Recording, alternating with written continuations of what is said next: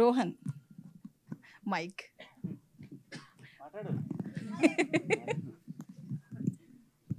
చెప్పండి. So after before 90s తర్వాత, ఈ 90s బయోపిక్ తర్వాత బిఫోర్ ఆఫ్టర్ అన్నట్లుందా నీ లైఫ్? స్టేజ్ మీద చాలా ఏడ్చేవా రోజు? ఈ రోజు కూడా చాలా మాట్లాడావు. అదే ఇప్పుడు అదే మైక్ ఉంది ముందు మాట్లాడింది చూసుకుంటే ఏంటి ఇంత గలీజ్గా మాట్లాడినా అనుకున్నా. కానీ మా మమ్మీ డాడీకి కూడా అర్థమైంది సిరీస్ చూసిన తర్వాత ఎందుకు ఏడ్చాను, అందరికీ మా రిలేటివ్స్ అందరికీ అర్థమైంది ఎందుకు ఏడ్చాను. సో చాలా పేరు వచ్చింది సాంప్రదాయని సుప్రవర్తిని అంతా సురేష్ బాబులు అనకే. కానీ అంతే ఏం చెప్తాం, ఐఎమ్ హ్యాపీ. సో నీ లైఫ్లో ఎలాంటి వాడివి? సాంప్రదాయం శుద్ధపూసిన టైప్ అంటే కొన్నిట్లో డాడీ మమ్మీ తిట్టినప్పుడైతే డిట్టో అలాంటి ఉండే, కానీ మార్క్స్లో అయితే కొంచెం అలా కాదు.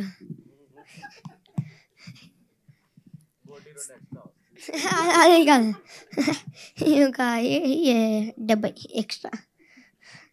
శివాజీ గారు,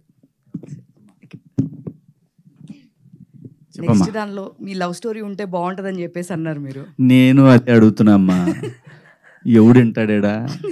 ఎవడు కావాల్సింది వాడు చేసుకుంటారు కాబట్టి సరే సక్సెస్ ఉంది, మళ్ళీ మనం కాదనలేము. మళ్ళీ బ్లాక్ అండ్ వైట్ పెంచి అన్నీ రోజు రోజుకి నన్ను వెనక్కి తీసిపోతారేమో అని భయం వేస్తుంది, కానీ తప్పదుగా చేద్దాం. అదే మీరు అన్నారు కదా లవ్ స్టోరీ ఉంటే బాగుంటుంది, ప్రీక్వెల్ అయితే బాగుంటుందని ఫీల్ అవుతున్నాను. కానీ ఇప్పుడు ఇంకోటి చెప్పాడు అందరికి ముందు, ఇంటర్మీడియట్ అంటే ఇంకా మీ అందరిని కొట్టాడు కాబట్టి ఇంకా నేను ఖచ్చితంగా వంగుతానని కొట్టాడు. ఇంటర్మీడియట్ లైఫ్, ఇంజనీరింగ్ లైఫ్ ఉంటుంది అన్నాడంటే అక్కడన్నా నా లవ్ స్టోరీ ఏమని చెప్తాడేమో చూద్దామమ్మా. ఫ్లాష్ బ్యాక్ ఉంటుంది కదా, నాకు కూడా ఫ్లాష్ బ్యాక్ ఉంటుంది కదా, దాంట్లో ఏమైనా చెప్తాడేమో, నన్ను ఒక రౌడీలాగా ఏమైనా చూపిస్తాడేమో. అప్పుడు దాకా శుద్ధపూసలాగా ఉన్న నన్ను ఏమన్నా ఫ్లాష్ బ్యాక్లు కూడా పెడతాడేమో చూద్దాం. గెటప్పా మొత్తం ఇప్పుడు సినిమా వరకేం మొత్తం బ్లాకే ఉంది కదా, ఈసారి సాల్ట్ అండ్ పెప్పర్ ఉండొచ్చేమో.